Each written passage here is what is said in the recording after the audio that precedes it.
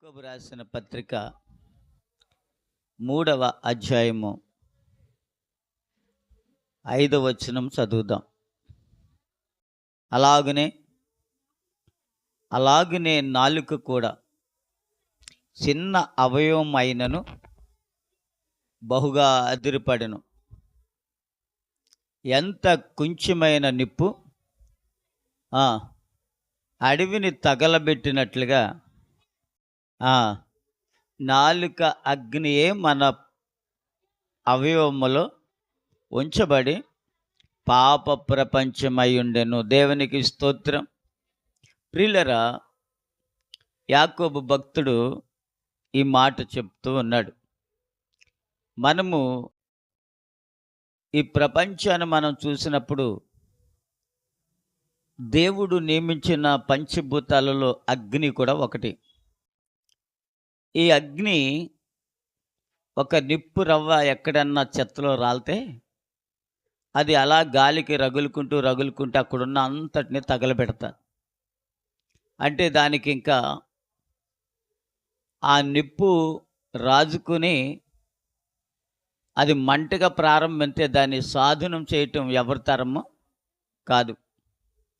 కారణం ఏంటంటే నిప్పు రవ్వ అడవిని తగలబెట్టినట్టుగా నీలో ఉన్న నాలిక ఎన్ని రకాలుగా అయినా నీ శరీరానికి చిచ్చు పెడుతుంది.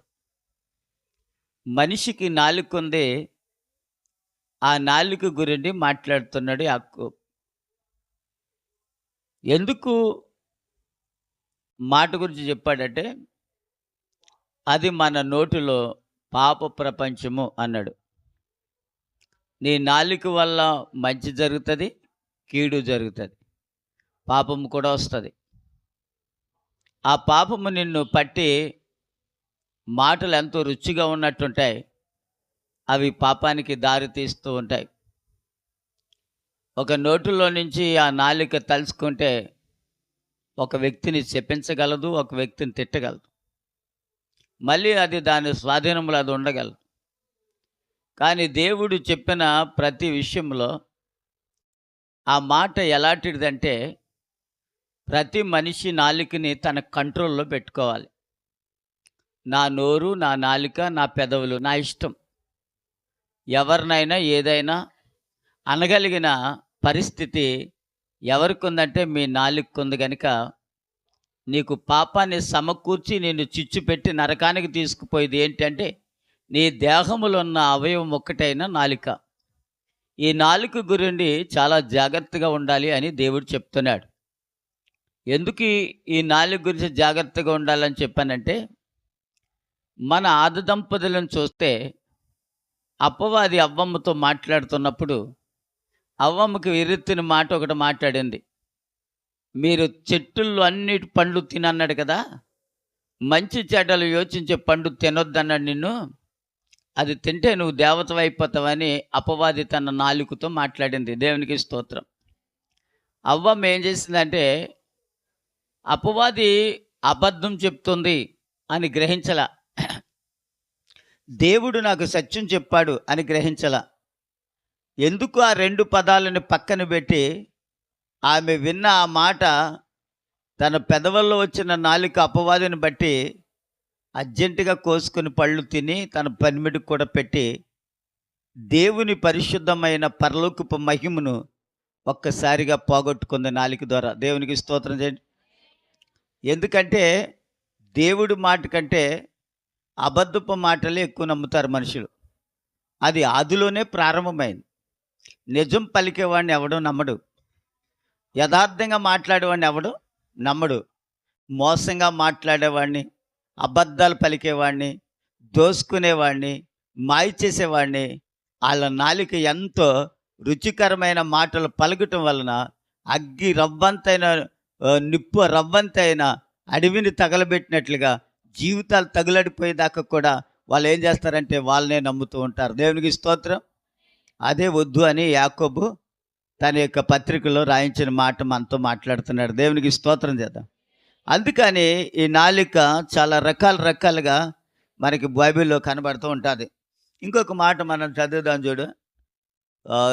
దావీదు సంకీర్తన 34 కీర్తన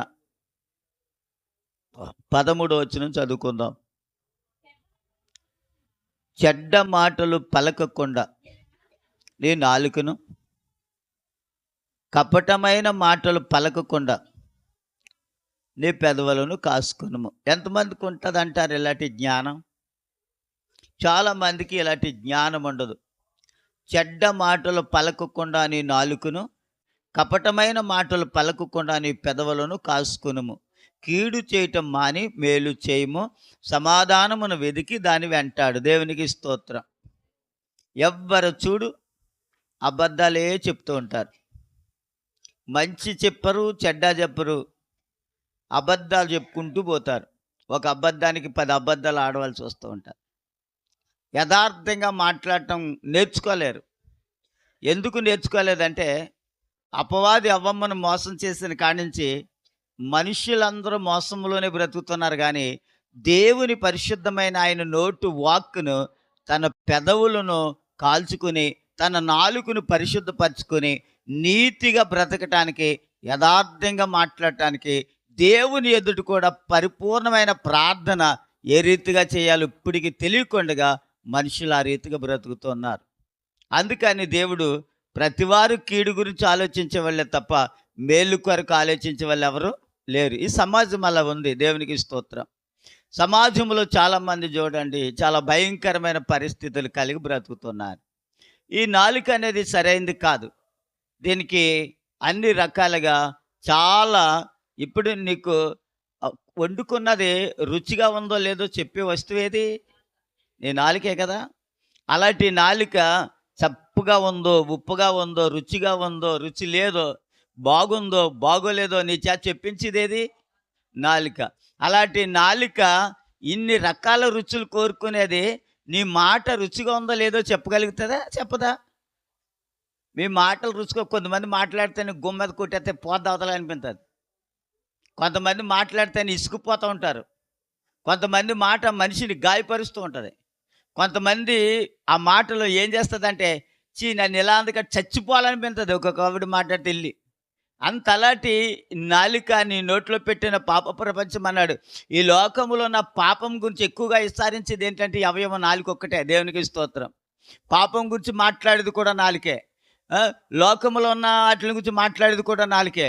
ఈ లోకంలో ఏదైతే దరిద్రం ఉందో, ఎక్కువ దరిద్రం గురించి మాట్లాడేది ఏదైనా ఉన్నట్టు నాలుకే. దేవునికి స్తోత్రం.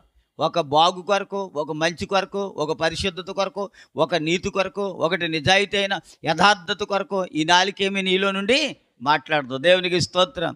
అలాంటి నాలుక అవసరమా అంటే అవసరమే. ఎందుకంటే దానివల్లే నువ్వు ఆహారం తినాలి. దానివల్లే చూడండి అందరితో మాట్లాడాలి. దానివల్లే కుటుంబంలో పిల్లలకి, భర్తకి సమాధానం చెప్పాలి. దానివల్లే జీవితంలో వచ్చిన బంధువులకి ఎవరైనా ఇంటికి వస్తే నాలుక లేనోడు ఏం మాట్లాడతాడు? ఏం మాట్లాడు? సైకిల్ చేస్తాడు. అదే నాలుగుంటే ఇంటికాడ ఉన్న పాస్టర్ గారు లేరండి, ఆయనకి ఇప్పుడు వస్తారు, వచ్చా చెప్తాను. నీ నాలుక ఇన్ని రకాలుగా మాట్లాడుతుంది. మరి బూతులు ఎలా తిట్టాలనిపిస్తుంది? ఈ నాలుగుకి ఎవరి మీదైనా అబద్ధ సాక్ష్యం ఎలా చెప్పాలనిపిస్తుంది? ఎవరినైనా దూషించాలని ఎందుకు అనుకుంటుంది? మనం దైవికంగా ఉన్నాం కదా, పరిశుద్ధంగా ఉన్నాం కదా, దేవుడి మాటే నమ్ముతున్నాం కదా, దేవుడు మన వాక్యంలో పరిపూర్ణమైన వాక్యం మనకి ఇచ్చాడు కదా. ఆ వాక్యాన్ని బట్టి నేను అబద్ధం ఆడకూడదు, నేను బూతులు ఆడకూడదు, నేను ఎటువంటి కోపం పెట్టుకోకూడదు, నేను ఎటువంటి నా నాలుగుతో భయంకరమైన మాటలు ఎదటి వారిని బాధించేటట్టు ఉండకూడదు కదా అన్న విషయము ఎవరికి తెలియాలంటే దేవుని నమ్ముకున్న పిల్లలకే తెలియాలి. దేవునికి స్తోత్రం కలుగును కాదు. అయితే తెలుస్తుందా అంటే తెలియట్లా. చెప్పండి, ఏం చేయట్లేదు? తెలియట్లా. అదే బైబిల్లో 52వ సంకీర్తన 4వ మాట చదువు.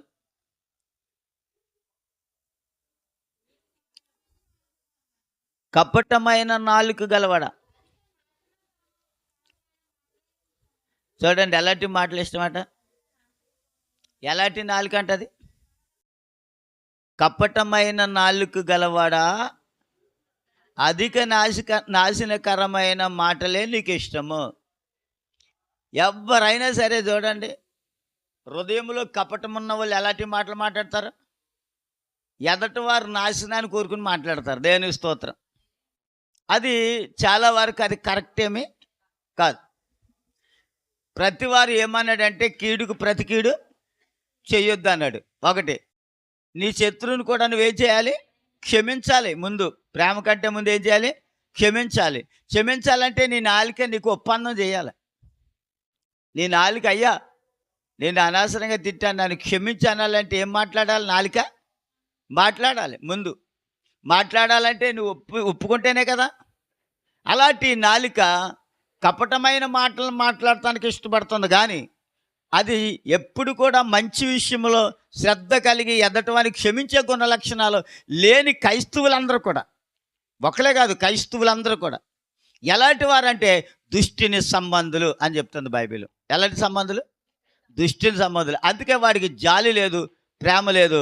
అవ్వమ్మకి అన్ని అబద్ధాలు నేర్పాడు. ఆ అబద్ధాలన్నీ కూడా ప్రపంచంలోకి వచ్చాయి. దేవునికి స్తోత్రం. కపటంగానే మాట్లాడగలుగుతుంది, కానీ మంచి మాట్లాడలేకపోతుంది. ఇప్పుడు క్రైస్తవులైన మన జీవితాల్లో మన సహోదరులకు మనం ఎలా బ్రతకాలంటే, దేవుడు అంటాడు సహోదరుల ఐక్యత కలిగి ఉండటం మేలు మనోహరము, అహరోను గడ్డ మీద పాల్చున్న పరిమళ తైలం వలె వారి అంగి అంచుల వరకు తడిసినంతగా ఉండాలన్నాడు. అంటే నీ తల శిరస్సు నుండి అరి పాదం దాకా ఎక్కడ నీలో కలంకం అనేది ఉండకూడదు. అభిషేకం కలిగి ఉండాలి నువ్వు. దేవునికి స్తోత్రం. అలాంటి నీ నాలుక ఎలా ఉండాలో ఒకసారి చెప్పు. మనసులో తిట్టుకుంటుంది, రోడ్డు అంటే వెళ్ళిపోతే హృదయంలో తిట్టుకుంటుంది. అన్ని రకాలుగా ఇది నిన్ను నాశనమే కోరుతుంది, కానీ మంచి కోరదు. అలాంటి నాలుక నీలో ఉంది. ఎవరిలో ఉంది? నీలో ఉంది. అప్పుడు నువ్వు ఎలా ఉండాలి ఒకసారి ఆలోచించుకో. పరిశుద్ధ గ్రంథాన్ని చదువుతున్నావు, ప్రార్థన చేస్తుంది నాలుక, మంచి కొరకు ఎంతగానో చెప్తుంది, దేవుని ఎంతగానో రిక్వెస్ట్ చేసి అడుగుతుంది, అన్ని రకాలుగా ఉంది. అదే నాలుక మళ్ళీ చిరాకు వచ్చి తిడుతుందంటే ఏమనాలి? ఆ నాలుగుతోటే మళ్ళీ మనం అందరినీ దూషిస్తున్నామా లేదా? చెప్పాలి మీరు. దూషిస్తున్నామా లేదా? దూషిస్తాం. మనకు నచ్చకపోతే ఖచ్చితంగా ఆడు మన సంబంధం కాదని మనం దూషిస్తాం. కానీ మనకి అలాంటి స్వభావం ఉండకూడదు. చూడు, బైబిల్లో 55లో భక్తుడు ప్రార్థన చేస్తాడు. ఒక మాట చదువుదాం చూడు. మొదటి మాట, దేవా శివయొగ్గి నా ప్రార్థన ఆలకించు, నా విన్నపనకు విముఖుడివై ఉండుము.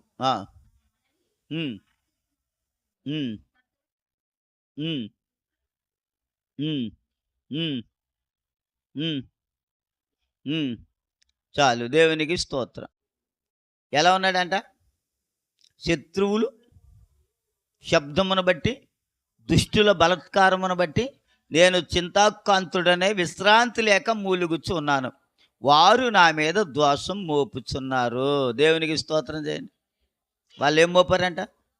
దోషం మోపారు. అంటే దోషం మోపాలంటే నాలుక మాట్లాడాలా వద్దా? మాట్లాడాలి. అంటే పైకి భక్తిగా ఉంటున్న మనుషుల హృదయాల్లో ఏముందంటే శాపము దోషము మనుషుల్లో ఉంది. కనుక ఆ మనుషులు ఎలా ఉన్నారంటే, ఒక మాట చెప్తాను చూడు. 50వ వచనంకి వెళ్దాం. 19 వచనం చదువు. 51లో 19, 50లో 19. కీడు చేయవలెనని నీవు నోరు తెరిచి ఉన్నావు. చూడండి ఏం చేస్తుందంట? కీడు చేయాలని నీ నోరు తెరిచి ఉన్నది, నీ నాలిక కపటమును కల్పించున్నది. ఇప్పుడు కల్పించుతుందంటే అది ఏదైతే లేదనుకుంటుందో దాన్ని నోట్లో పెట్టి మాట్లాడుతుంది. దేవునికి స్తోత్రం. ఎదటి వారి మీద ఏదైతే బురద జల్లాలనుకుంటుందో అది జల్లటానికి సంపూర్ణంగా తెరిచింది. నోరు తెరిచిందో నాలుగు మాట్లాడుతుంది. దేవుని స్తోత్రం. అంటే మన మీద ఎంతోమంది మాట్లాడవచ్చు, కానీ మనము దేవుని నమ్ముకున్న తర్వాత ఎవరి మీద ఎటువంటి బురద జల్లేటట్టుగా మనం నాలుక ఉండకూడదు అన్న విషయం ఇక్కడ చెప్తున్నాడు. తన కిందేమన్నాడు తెలుసా? నీవు కూర్చుండి నీ సహోదరి మీద కుండాలు చెప్తున్నావు, నీ తల్లి కుమారుని మీద అపనిందలు మోపుతున్నావు. ఇట్టి పనులు నువ్వు చేసినను నేను మౌనునై ఉంటిని, అందుకు నేను కేవలం నీ వంటి వాడునని నువ్వు అనుకుంటివి. ఎలాంటి వాడంట? దేవుడు ఏమి చూడలేదు, దేవుడు ఏమి వింటలేదు, దేవుడికి మాకు ఏం సంబంధం లేదు, మేము ఏ పని చేసినా మా జోలి ఎవడ తీయడు, మమ్మల్ని చూస్తే భయపడతారు అనుకుంటున్నారు అలాంటి వారు, నాలుగున్న వాళ్ళు మాట్లాడేవారు. కానీ దేవుడు ఏమన్నాడు తెలుసా? ఇప్పుడు చదువు, ఆయన ఏమన్నాడు? ఇట్టి పనులు నువ్వు చేసినను నేను మౌనునై ఉంటినని, అందుకు నేను కేవలం నీ వంటి వాడని అనుకుంటివి. అయితే నీ కన్నులు ఎదుట ఈ సంగతులను నేను వరుసగా ఉంచి నిన్ను గద్దించేదను. దేవునికి స్తోత్రం. 22లో ఏమంటాడు తెలుసా? చీల్చి నిన్ను మామూలుగా ఉండదు, చీల్చేస్తానన్నాడు. దేవునికి స్తోత్రం. ఇలాంటి మాటలు మాట్లాడే వారిని ఏం చేస్తానన్నాడు దేవుడు? చీల్చి పడేస్తానన్నాడు. అంటే దేవుని ఉగ్రత వీరి మీదకి దిగుతుంది అనమాట.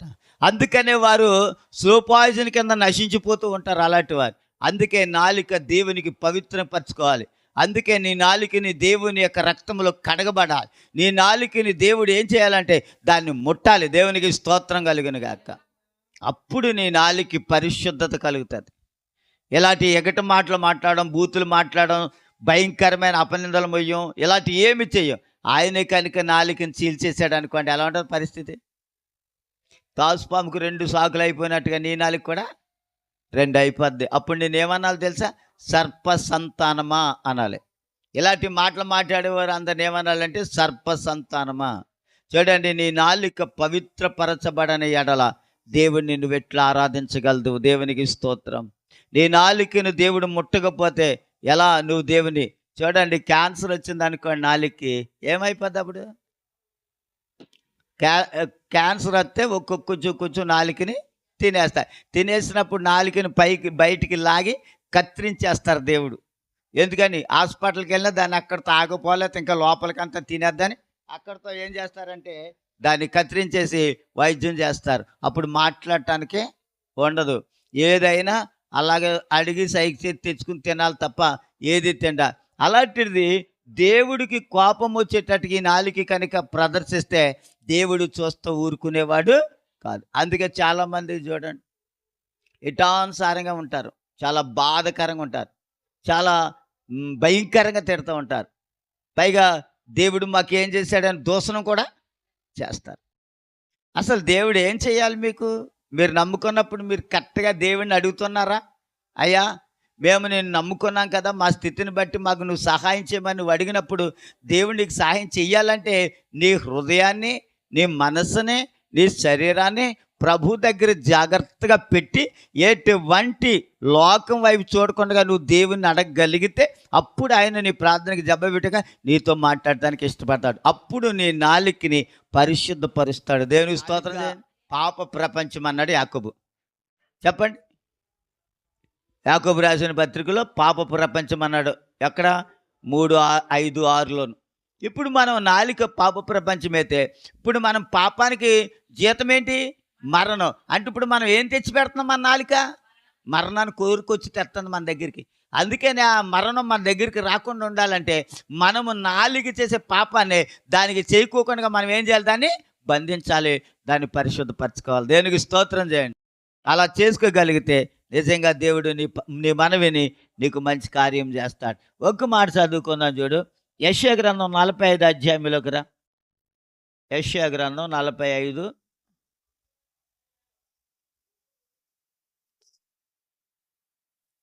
చదవండి. యెషయా గ్రంథం 45లో 23 చదవాలి.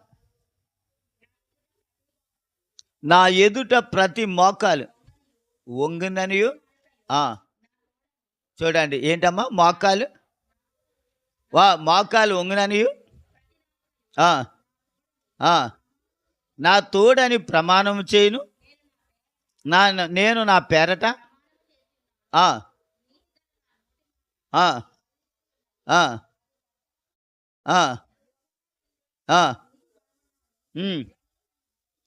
ఆమేన్. ఎవరి దగ్గర ఉన్నట నీతు బలము? దేవుని దగ్గర ఉన్నాయి. ఇప్పుడు ఆయన నమ్ముకున్న వారికి అవి కావాలా వద్దా? కావాలి. కావాలంటే మనం ఎలా ఉండాలి?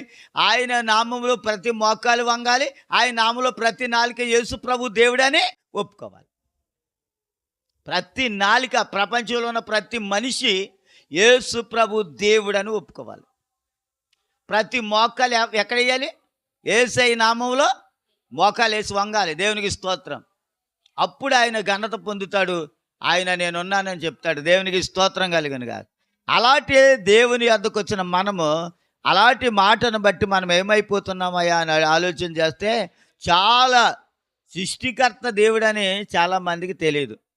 చూడండి, 18 వచనం కూడా చదివి అందులో 45లో. ఆకాశమునకు సృష్టికర్తకు యెహోవాయే దేవుడు.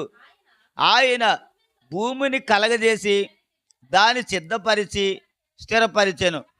నిరాకారముగా ఉండినట్లు ఆయన దానిని సృజింపలేదు, నివాస స్థలమగునట్టుగా దాన్ని సృజించెను. దేవునికి స్తోత్రం కలుగును గాక. చెప్పండి. అవన్నీ నియమించి మనుషునికి ఇచ్చాడు. మనుషునికి ఇచ్చినప్పుడు మనిషి ఎలా ఉండాలి? దేవుని కొరకు ఈ నాలుకతో గణపరచాలి, పాట పాడాలి, స్తోత్రించాలి. ఆయన ఏదైతే చెప్పాడో అది చేయాలి. దాని కింద మాట కూడా చూడు, ఆయన సెలవిచ్చింది ఏమనగా, యెహోవాను నేనే, మరి ఏ దేవుడు లేడు. చెప్పాడు. ఆయన ఎంత బాగా చెప్పాడు చూడండి. దేవుడుని నేనే, మరి ఏ దేవుడు లేడు అని రాయబడిన వాక్యం చెప్తుంది. మరి ఇప్పుడు మనం ఇవన్నీ చేసిన మన దేవుడు మనం ఎలా ఉంటే మంచిదో మీరు ఆలోచించండి. ఒక్కసారి మీ నాలుకను బట్టి ఆలోచించండి. నీ ఆత్మలో ఇంత అంత ఉంది, ఇంత శరీరం ఉంది.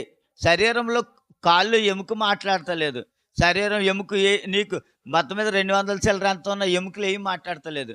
ఏం నరం లేని నాలుక మట్టుకి మాట్లాడుతాను. దానివల్ల నువ్వు నాశనం అయిపోతున్నావు.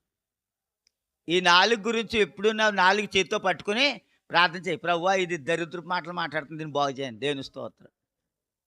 నీ నాలుకని చేతితో పట్టుకుని, ప్రభువా ఈ నాలుక చాలా భయంకరంగా మాట్లాడుతుంది, దీన్ని బాగు చేయి బాబు ముందు, అప్పుడు నాకు ఏ శరీరంలో తెగులు రాదని నువ్వు అడుగు. దేవునికి స్తోత్రం. మొట్టమొదటగా ఈ నాలుకని బాగు చేసుకోవాలి మనిషి. నోరు ఉందని మాట్లాడేతాం, అవునా కదా? మా బుడ్డాడు కూడా మాట్లాడుతున్నాడు ఏయ్యో, మాకు అర్థం అవట్లేదు, అర్థమైతే చెప్పుతున్నాడు సమాధానం. దేవుని స్తోత్రం.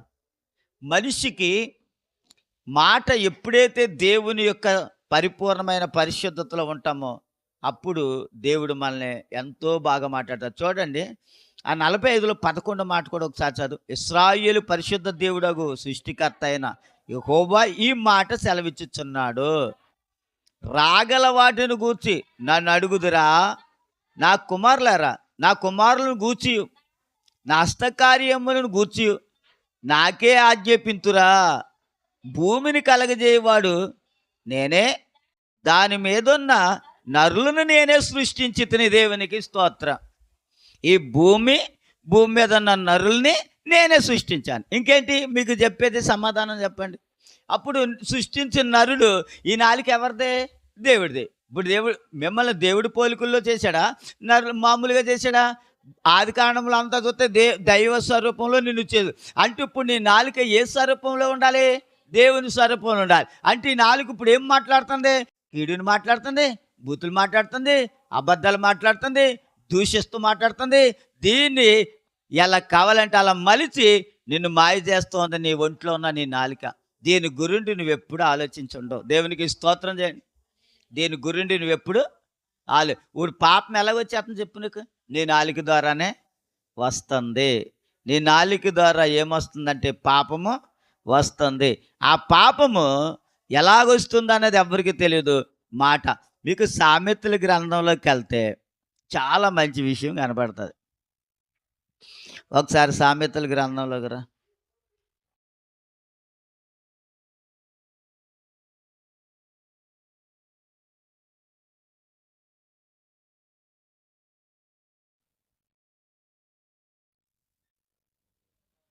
ఏమంటుందో చెప్తాను. బైబిల్ గ్రంథాలు తీసుకోండి. 6వ అధ్యాయంలోకి వెళ్దాం. 6వ అధ్యాయంలో ఏం చెప్తున్నాడో ఒక్క మాట విందాం. 24వ మాట చదువుదాం. చెడు స్త్రీల వద్దకు పోకుండును, పరస్త్రీ పలుకు ఇచ్చకపు మాటలకు లోబడుకుంటున్నట్లు నువ్వు అవి నిన్ను కాపాడును. ఇప్పుడు చెప్పండి, ఒక స్త్రీ ఒక పురుషుని గురించి మాట్లాడుతుంది. ఏమని మాట్లాడుతుంది అంటే ప్రేమ కలిగిన మాటలు మాట్లాడుతుంది. ఇందులో నువ్వు దాని దగ్గరికి వెళ్ళావా నువ్వు నాశనం అయిపోతావు అని చెప్తున్నాడు ఈయన. అందుకని దాన్ని తప్పించుకుని నువ్వు తిరగాలంటున్నాడు. ఇప్పుడు ఎలాంటి మాట అంటే అది వశపరుచుకునే మాట, ప్రేమను చూపించే మాట. తన యొక్క యవ్వన జీవితాన్ని సంతోషం పొందుకోవటానికి చాలామంది చూడండి ఫోన్లు ఇచ్చుకుని తెల్లారులైతే ఏం మాట్లాడుతున్నారు దూర దూరం ఉన్న వాళ్ళతోటి. ఇలాంటి మాటలే మాట్లాడుతున్నారు. ఎలాంటి మాటలు? చదువుకునే పిల్లలేంటి, లోకంలో ఉన్న పిల్లలేంటి, పెళ్ళి అయిన పిల్లలేంటి, అందరూ ఎలాంటి మాటలే పరపురుషుడితో మాట్లాడుతున్నారు, పరస్త్రీతో మాట్లాడుతున్నారు. దేవునికి స్తోత్రం చేయండి. మరి పాపం ఇప్పుడు ఎవరు చేస్తున్నట్టు? నాలుగు చేస్తుంది. పాపం ఎవరు చేస్తున్నారు? నాలుగు చేస్తుంది. అందుకని ఒక ఆయన ఏమన్నాడంటే, ఈ 7వ అధ్యాయంలోకి రా. అతను మాట్లాడే మాట ఒక్కసారి నీకు చెప్తాను. 6వ మాట చదువుదాం. నా ఇంటి కిటికీలో నుండి, నా అల్లిక కిటికీలో నుండి నేను పార చూడగా జ్ఞానం లేని వారి మధ్యను, యవ్వనుల మధ్యను బుద్ధి లేని పడుసువాడొకడు నాకు కనబడిన. తర్వాత సంధివేళ, ప్రొద్దుగూకిన తర్వాత, చిమ్మ చీకట గల రాత్రి వేళ వాడు జారా స్త్రీ సందు దగ్గర వీధిలో తిరుగుచుండెను, దాని ఇంటి మార్గమున నడుచుచుండెను. అంతటా వేషము వేసుకుని కటము గల స్త్రీ ఒకతే వానిని ఎదుర్కొని వచ్చి, అది బొబ్బలు పెట్టినది చేర్చిగా తిరుగుచున్నది, దాని పాదములు దాని ఇంట నిలవవు. ఇప్పుడు జరిగే పరిస్థితి ఇదే. ప్రతి నాలిక ఇలాగే ఉంది. ప్రతి వ్యక్తి ఇలాగే బతుకుతున్నారు. ఎందుకయ్యా దేవుడిని నమ్ముకున్నావు, ఎందుకయ్యా నువ్వు పాపంలో చేస్తున్నావు అంటే, నా శరీరం నా ఇష్టం, నా జీవితం నా ఇష్టం, ఇష్టమైతే వస్తాం, కష్టమైతే పోతాం. కానీ వీళ్ళందరూ ఎక్కడ, ఆ వ్యక్తి చూస్తుంది వీడు చేసే పని, ఆమె చేసే పని. వీడు చీకట్లోకి వెళ్తున్నాడు. ఎక్కడికి పోతున్నాడే అంటే చూడండి, మృత్యువు నోట్లోకి వెళ్ళిపోతున్నాడు వీడు అని రాయబడి ఉంది. అంటే మరణాన్ని కొని తెచ్చుకుంటున్నాడు అని రాయబడి ఉంది. అందుకని నాలుకతో పాపం చేయకూడదు, నాలుకతో ఇష్టమొచ్చినట్టు మాట్లాడకూడదు, నాలుకతో నీ కుటుంబంలో ప్రేమగా మాట్లాడుకోవాలి. కానీ పరపురుషుల దగ్గర, లోకంలో ఉన్న వారి దగ్గర ప్రేమతో మాట్లాడుకోవాలి. ఈ నాలుక అన్ని రకాలుగా నిన్ను నాశనం చేసేది. అది నువ్వు తెలుసుకుంటే ఎంతో బాగుంటుందని బైబిల్ చెప్తుంది. దేవునికి స్తోత్రం కలిగిన. ఎందుకు ఆ మాట చెప్పి రాశాడు అంటే, చాలా జ్ఞానం కలిగిన వాడు సొలొమోను మహారాజు. ఈయన మామూలుడు కాదు. ఎంతమంది భార్యలు ఈయనకి? ఎంతమంది? ఈయనకి ఎంతమంది భార్యలు ఉన్నారు? 1000 మంది ఉన్నారు. ఇప్పుడు 1000 మందితో మాట్లాడాలంటే ఏం మాట్లాడుతుందా? 700 మంది,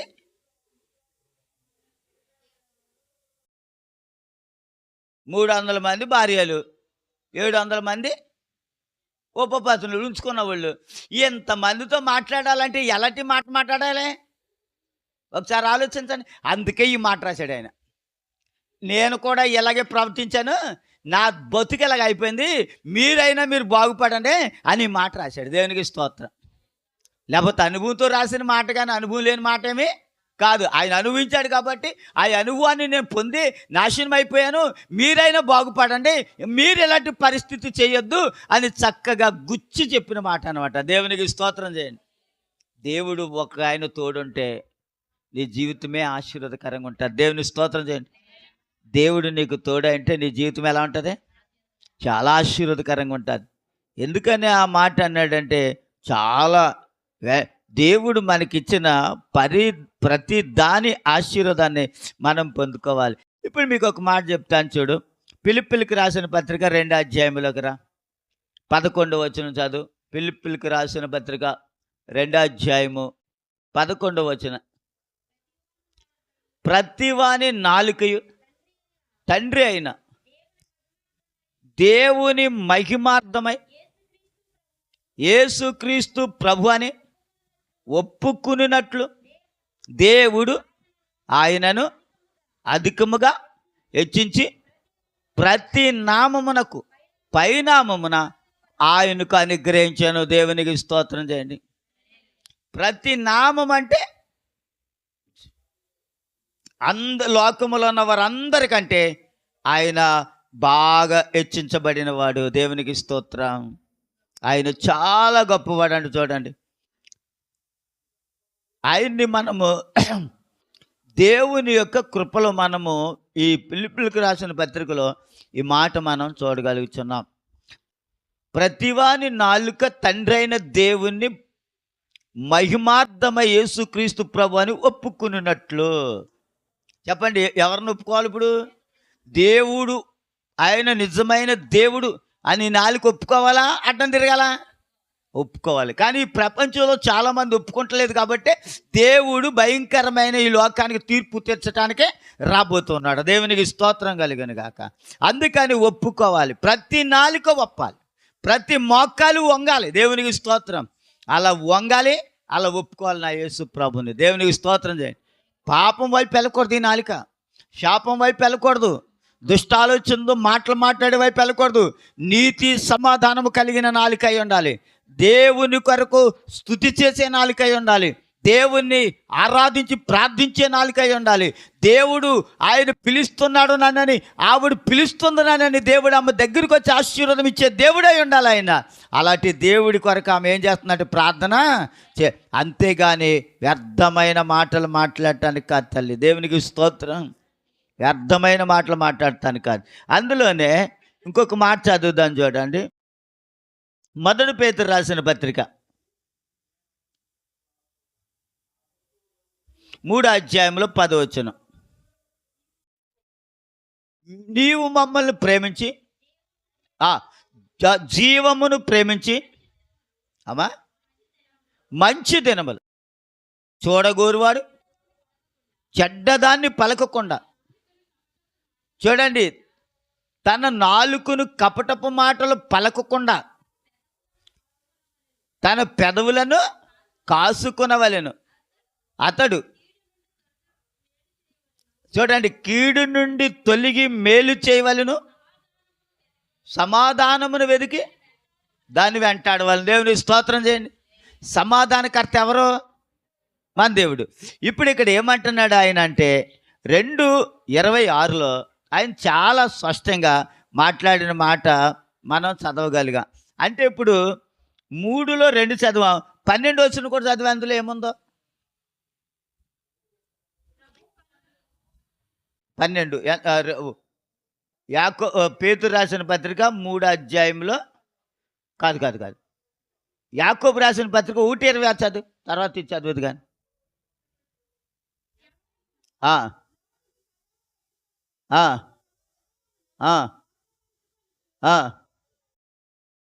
చూడండి, తన హృదయమును మోసపరుచుకుంటూ భక్తి గలవాడు నన్ను అనుకుంటే వాడు భక్తి వ్యర్థమే. అది చెప్పండి. ఇప్పుడు మీ భక్తి ఇప్పుడు అర్థంగా ఉందా, మామూలుగా ఉందా చూసుకోండి. ఏ మాటలు పలకొండగా కపటమైన మాటలు. ఈ యాకోబు రాసిన మాట మనం చదువు 1:26 ఇప్పుడు చదువుతున్నాం కదా. ఎవడైనాను నోటికి కళ్ళు పెట్టుకొనక తమ హృదయమును మోసపరుచుకుని భక్తి గలడని అనుకుని ఎడల వాని భక్తి. చెప్పండి, ఇప్పుడు మన భక్తి ఎలాగున్నామా? మనము దేవునికి పరిపూర్ణంగా ఉన్నాము. ఒకసారి ఆలోచన చేసుకోండి. ఇలాగున్నామనుకోండి, మన భక్తి వల్ల ఉపయోగం ఏమీ దేవుడికి లేదు. మన భక్తిలో పరిపూర్ణత రావాలి అంటే మనము ఆయన నాలుక ఇచ్చాడు కాబట్టి ఆ నాలుకతో మనం ఏం చేయాలి చెప్పండి? దేవుణ్ణి యథార్థముగా ఆరాధించాలి. చెప్పాలి మీరు, యథార్థంగా ఆరాధించాలి. ఎంతమందికి యథార్థంగా ఆరాధించే మనసు ఉందంటారా? అసలు అబద్ధం ఆడుకోండిగా. మీరు చెప్పండి, చిన్న మాట చేస్తేనే మీకు ఎక్కువ మాట కాదు. అమ్మ మొన్న శుక్రవారం రాలేదురా అంటే జ్వరం వచ్చేసిందంటే అర్జెంటుగా. నువ్వు అసలు ఏ ఊరు వెళ్ళి ఉంటావు? లేకపోతే నీ పని తెమలకి రాలేదు, నువ్వు నాకు చెప్పే మాట ఏంటి? జ్వరం వచ్చేసిందండి బాబు. ఆదివారం ఎక్కడికి వెళ్ళామో రాలేదని అడిగా అనుకో, ఆదివారం అంటే పిల్లలకి అన్నాలు ఏంటో తెమ్మలేదండి. తెమిలిపోయింది. సందకాడే స్నానం చేసి అని చేసి ఎవడో కూడా వస్తారు, ఆగిపోతాను అంతే. దేవుని స్తోత్రం. కానీ నీ మాట దేవుని దగ్గర నిజం ఒప్పుకుంటాక నీ నాలిక చెప్పదు, నిజాన్ని ఒప్పుకోదు. దేవునికి స్తోత్రం చేయండి. కానీ అది కూడా మనం మాట్లాడి, ఈరోజు రాలేదండి, నాకు పని తెమ్మలేదంటే ఎవరు అనరు. నాకు ఇవాళ చుట్టాలు వచ్చారని రావడానికి నాకు తీరుబడలేదండి, ఇలా మాట్లాడితే ఎవరంటారు? అబద్ధం అనే దాన్ని కల్పించుకుంటే ఇంటికి వెళ్ళాక మళ్ళీ మీ ఆయన అంటాడు, 10 నిమిషాలు లేట్ అయ్యామంటే నువ్వు ఎవరితోనే మాట్లాడి రోడ్డు అంటే అతంటే కుక్కలు ఆటం కొట్టి అంటే ఏం చేస్తారు? అబద్ధాలు ఆడటానికి చదువు ఇవ్వకూడదు.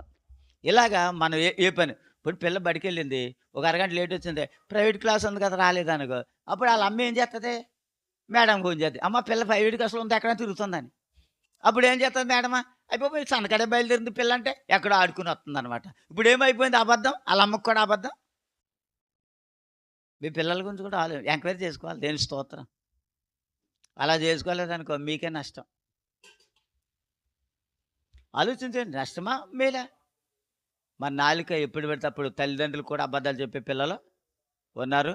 అసలు అమ్మకు తెలియకోకుండా అన్నీ చేసేసి మేమేం చేయలేదు బాబు, కొట్టుకోలేదని దెబ్బలు తగిలేసి ఈ దెబ్బ ఎక్కడదా అంటే నాకు నేనే రోడ్డు మీద పడిపోయానని చెప్పి రాకుండా దెబ్బలు ఎవడో కొట్టేస్తాడో ఆ దెబ్బను కూడా కప్పెట్టుకున్నా. ఇలాంటి అబద్ధపు స్థితి మన ఇంట్లో లేకుండా ముందు మన క్రమశిక్షణలో ప్రభు బోధలో పెంచాలన్న దేవునికి స్తోత్రం. అప్పుడు మనం ఎక్కడ తప్పిపోయే గుణం ఉండదు. దేవుని ఇంకొక మాట చెప్పి ముగించేస్తాను. ఇప్పుడు మన యొక్క జీవితంలో మనిషి ఎలాంటి వాడు అన్నది విషయంలో మనం ఒక మాట చదువుకుందాం. ఆ సామెతల గ్రంథము 18వ అధ్యాయము 21 వచనం చెప్పు, చదువు, ముగించేస్తాను.